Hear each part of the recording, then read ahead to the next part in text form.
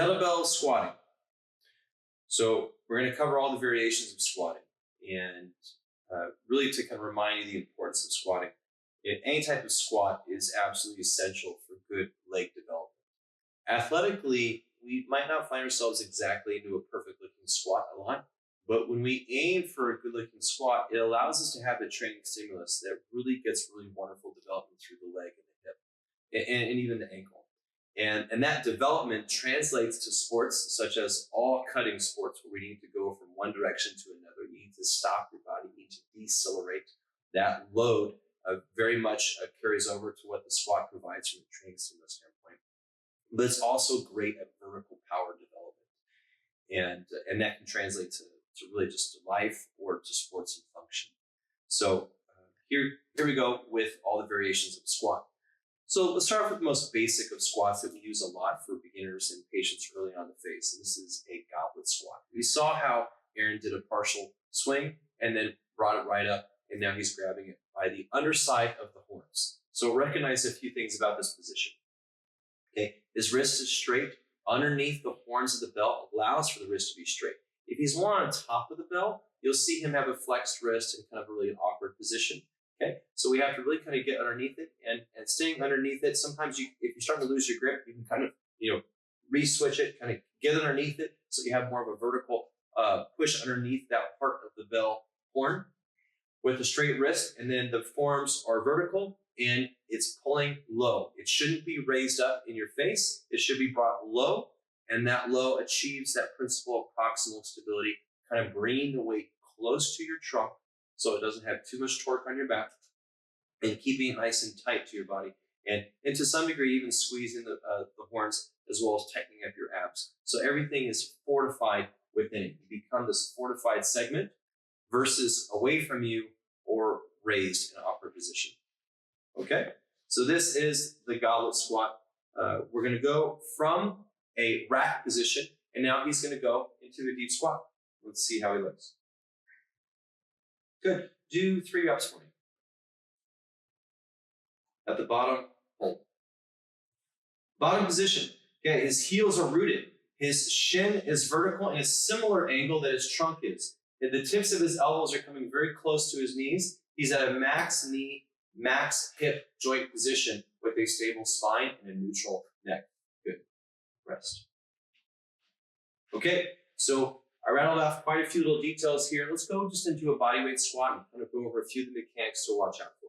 Okay, so again, going to a bodyweight squat, act like you have a pretend rack. Yeah, there you go. Okay, so we want the femur to be in line with the foot. Okay, if we're out of position, say the foot's more internally rotated and the thighs way out, more like an Olympic lifting squat, this is going to be out of position for this kettlebell style squat. Okay, that's not nearly as common as this. Here, we'll see this a lot, especially with loaded with dysfunction and prior injuries. We don't want this balance collapses of this position. So it's absolutely critical that you do the bulletproof progression and work on both balance and motor control through your hips and feet to realign your body so that you have the potential of making sure that your femur achieves a very similar line as your foot. Rest. That alignment is very, very critical so that you don't have any leakage of energy. Now, I want to sidestep and share a point with you really quick. It's very common in sports that you'll see certain types of athletes achieve a very wide toe out with a narrow knee. This balance position is notorious in sports such as ice hockey, where the goalie will regularly trap the ball in this pattern. You'll also see this a lot in softball, baseball, where the catcher will get in this pseudo position and trap the ball by bringing their knees and their shins more forward. So you'll see in sports often that people, they don't necessarily abide by the rules of these patterning when they're doing sports. There is a huge difference between playing sport and doing physical activity in the real world and then having a training stimulus. The training stimulus, you're going to load up with repetitions. You're going to put more external load on your body. And it's very important that you are in the middle of your range of motion. So recognize at the bottom of the squat, show again. At the bottom of the squat, Aaron can flare out his knees excessively. He can bring them in and pitch him. He can pull his toes out. He can pull his toe in. He has this freedom in his body. We are achieving somewhere in the middle for an appropriate training stimulus. That's really critical. Rest. Okay. Notice you have the same thing in your spine. You can hyperextend. Let's actually show it. In the deep squat. Okay. He can hyperextend his spine. Go into full extension and bring your chest up. And now he can dump into flexion, almost like a campfire squat. Okay. And now he's coming in the middle with a stacked spine, prepared to do a strength squat. Rest. This is the difference between a campfire squat, a relaxed squat, even a hygiene squat, versus a strength squat. We're achieving a stable spine, which is ribs down, spine in neutral, looking stacked, so that we're not pitched in any one way or another. And the same thing goes with the foot and the hip. Okay, we want to be in that middle ground. Our muscle system much prefers it. Our joint system won't much prefers it as well. We don't want to pitch into one angle of that position over and over and over for 10,000 reps over the course of 10 years. That's a fast track to arthritis in my book. Okay, we want to stay in the middle for that training load, recognizing that sport takes us out of that middle. But when we're trying to get strong, let's aim for the middle. Okay? Okay, let's go back to the squat, a bodyweight squat. Face that way again. Let's look at a few of the tidbits. Okay, in the bottom of the squat, neck is neutral. Show an extended neck. And now hyperflex neck. And now come back in the middle. Okay, neutral here. Okay, when it comes to the spine, we just talked about that. When it comes to the hips, appreciate the deep squat has near max knee joint flexion, as well as near max hip flexion. Rest. That's the essence of the squat. We're loading up a lot of the muscles. This is why it's a preferred strength stimulus, because it takes the two big joints, namely your hip and knee, into full flexion. Max knee and max hip joint position really require all the muscles through the hip and the knee to work at a very high level. Now recognize I didn't say max ankle range of motion. So ankle range of motion, especially dorsiflexion, can be upwards of 55 to 60 degrees for some really mobile people. Our requirement is at least 45 degrees, and that's going to be your knee in front of your toe by about 2-3 inches. So let's look at Aaron's squat. As he goes into a deep squat, recognize here, the knee is actually maybe right over the toe, okay, coming up. So a lot of people will think, like, well, I can't squat correctly because I don't have good ankle range of motion. My ankle is stiff. Well, a quick test here is not hard. You just go into a half kneel and say, can the knee go in front? And if your knee can go in front of your toe by 1 inch or 2, then it's not because of your ankle you can't do a deep squat. But a lot of people will feel that because the heel is lifting in the squat, that it's because they have a tight ankle. And this is completely incorrect. It is the common amateur shotgun approach that I see a lot when it comes to trainers or PTs that are looking at the squat and say, oh, you have a stiff ankle. There is no way we can say that. So what we'll see very commonly with the squat is as you come down, his heels will come up. And if you see someone goes on the forefoot and their heels come up, yes, they are not sinking deep into dorsiflexion here, and they're coming up, but this is mostly, usually, because of a hip motor control and poor hip stability here. So they're trying to achieve a different position with their whole body because they don't have proximal stability. So there's that principle coming up again. So the development to be able to squat correctly is predicated on your bulletproof progression, which consists of a healthy amount of bridge patterns, T patterns, balance issues, balance patterns, crawling, exercises, all variations of planking to achieve the cross body talk as well as the anterior and posterior stability. As you develop through the bulletproof continuum and you're able to squat, then we're able to utilize the goblet squat. So let's go back to a goblet squat again. We're going to see another three reps here. So forearms are vertical, bell's underneath his chin, he sinks down. A cue I give a lot of people is bring the knees to the inside part of your thigh, as you can see Aaron do. Aaron does well. And watching his knees come pretty much right over his toes, and he keeps a very tall spine through that position. Okay, and then drop it down. So that's the goblet squat. It's a fantastic developer. You don't have to use a kettlebell here. You can use a med ball or a dumbbell. When it comes to a med ball, you could grab it similar to the goblet, or you could hug it. So if we grab it, go ahead and go to a grab. So this might be similar to a goblet style. We can push it away from our body here. That might help offset the load and learn how to get deep. But you'll recognize as he brings it away from him and then brings it closer, it requires a different body position.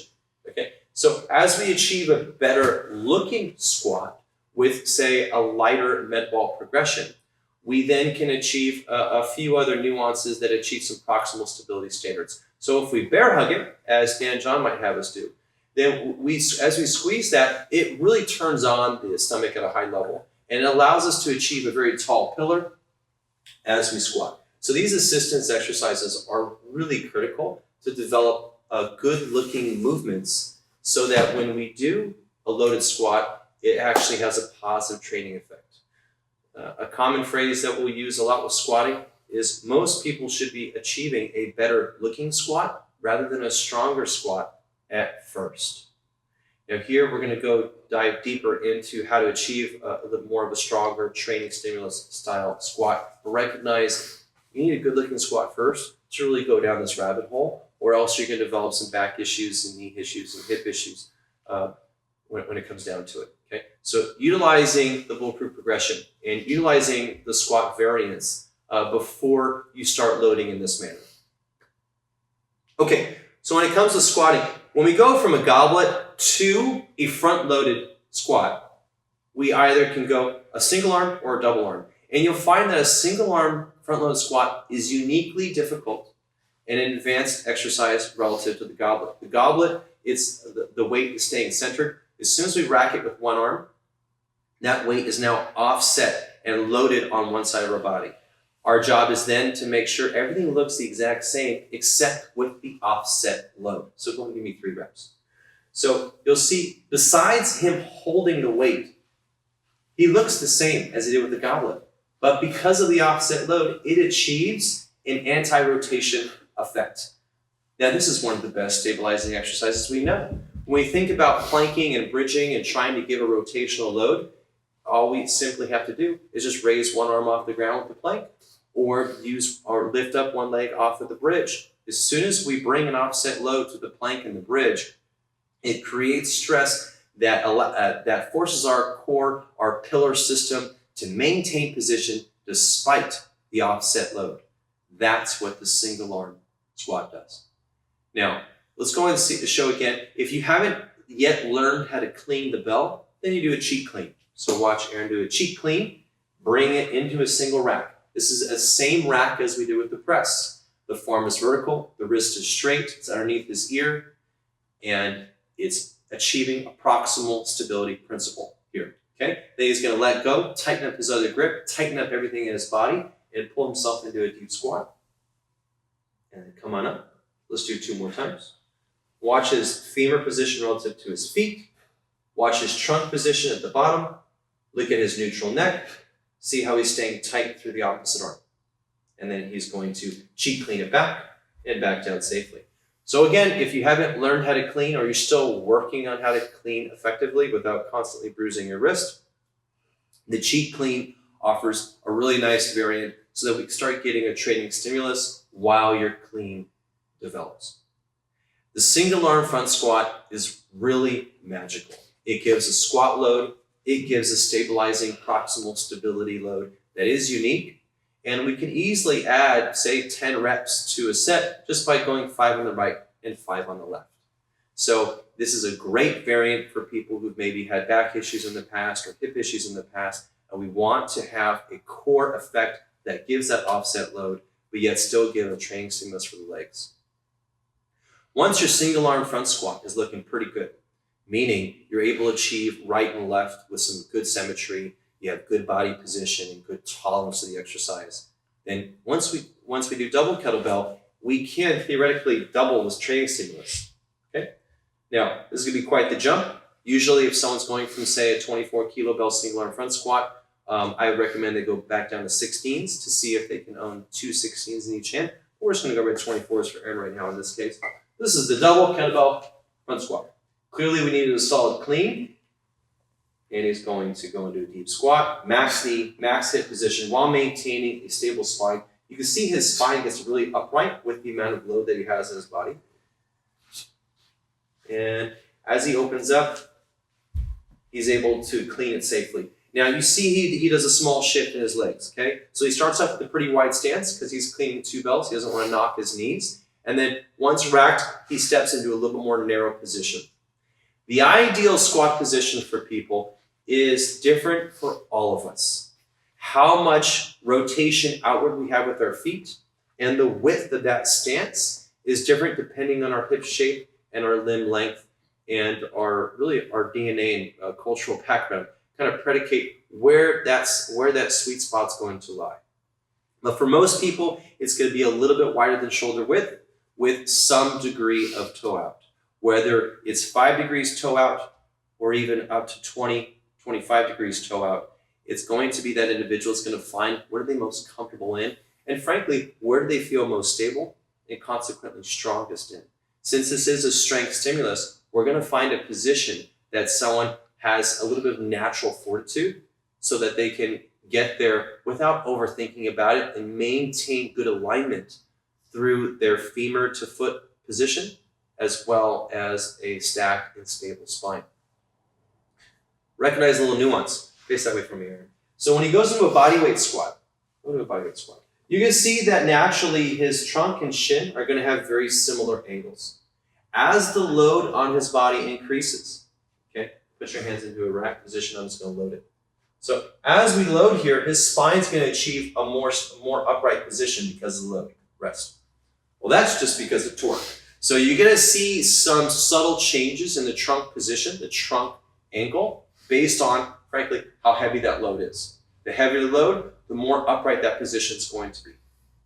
So recognize that simple truth. Your knee over toe position is probably going to be fairly stable. Usually people will get right over their toes, if maybe a half inch to an inch over, sometimes maybe a half inch behind, but not too far off from that position. If you find they repeatedly lose contact with their heel to the ground, it is a motor control issue. And it's going to take a lot more training of balance and stability drills, as well as even like step-up exercises of seeing how well they can push through the ground and have a heel contact maintained so that they have good center of pressure through the foot. This goes right into a topic that's really important. Right now, we're looking at squatting really with Aaron's shoes off. This allows us to assess a lot of important things about his feet. So let's go into a single arm front squat. And I want you to appreciate, we'll use this camera right here. I want you to appreciate how well he's able to maintain this pressure, okay? Let's show me 2 correct, please. So he's maintaining good heel position. I can see that heel get firm on the ground. I can also see his toes spread, and he maintains good forefoot position. Let's lose position. Go excessively in one direction. Good. If he externally rotates and gets light through his pinky base of his 5th met head, he's falling into his medial position. That's a no-no. Let's go back. Let's go more on the forefoot. Okay. Now he's light on his heel. He's excessively moving that center of pressure more forward on his foot. Okay. Let's go compensatory toes. Okay. Now in this position, he's grabbing with his toes excessively and consequently losing that short foot stability. Good. Rest. Well, that was a hard thing to do in a loaded position. But he was able to do it with the 24 kilo belt. Not too shabby. We tell our therapists, if you can appropriately show this functional motor control, you're pretty good. You got a good awareness of your body. But recognize those are probably the big ones that we saw. Let's go back, let's zero in right here on the foot. Okay, so we want the toes to be open so that the pressure is maintained through the 1st met head, the 5th met head, and the heel. That's what we call the short foot. And the short foot will maintain a good arch as he does a loaded position. Now, you lose that short foot position. Think of a triangle, okay? And if that triangle gets biased, if he rotates outward and falls medially, now the force is going through the heel and 1st met head. Okay? If he does the opposite, maybe he peels out here and you see his toes crunching. Now again, he's losing that short foot position and he's putting it more on the lateral line between his heel and his fifth med head. Okay, so recognize those would be two major dysfunctions of losing a proper rooting position through his foot. Okay, we'll also see the toes crunch. Goes into turtle toe behavior, and we'll see that the first met head loses position. If he loses this contact right here, now he went from a short foot, a short triangle, to a very long triangle. This is compensatory. He's trying to use his balance muscles to try and stabilize the foot for liftoff. Not good. So we need the toes to be appropriately splayed, not overly crunched. And we need to maintain good pressure between the first med head, fifth med head, and heel so that the center of pressure is in the middle of that triangle through the squat. Now, that might be why it's wise to always assess squat function, either barefoot or with socks. You need to be able to appreciate what's happening with the foot. From in a training environment, it's reasonable that we use shoes to do strength training. If you wear shoes like I have right here, then the firm heel, the firmness of the sole and of the bottom part of the shoe is going to allow me to have great contact with the ground and push off of something that feels very strong and stable. If you use a typical running shoe that has a pretty big foam pad, most people are going to fall apart with that shoe. And if they are strength training under load with the squat pattern, they're going to use some pretty faulty mechanics and consequently lose position often and have a poor training stimulus and an unsafe training stimulus as a result. So when possible, use an appropriate training shoe with a very strong, flat, firm surface for the bottom part of your shoe, or go without shoes if your training environment allows that. But recognize if your foot falls apart, then it's impossible for everything else to stay stacked and stay strong and be ultimately safe with the good training stimulus. So it's absolutely critical we maintain that foot health, that foot contact during the squat pattern. Frankly, during every strength training pattern.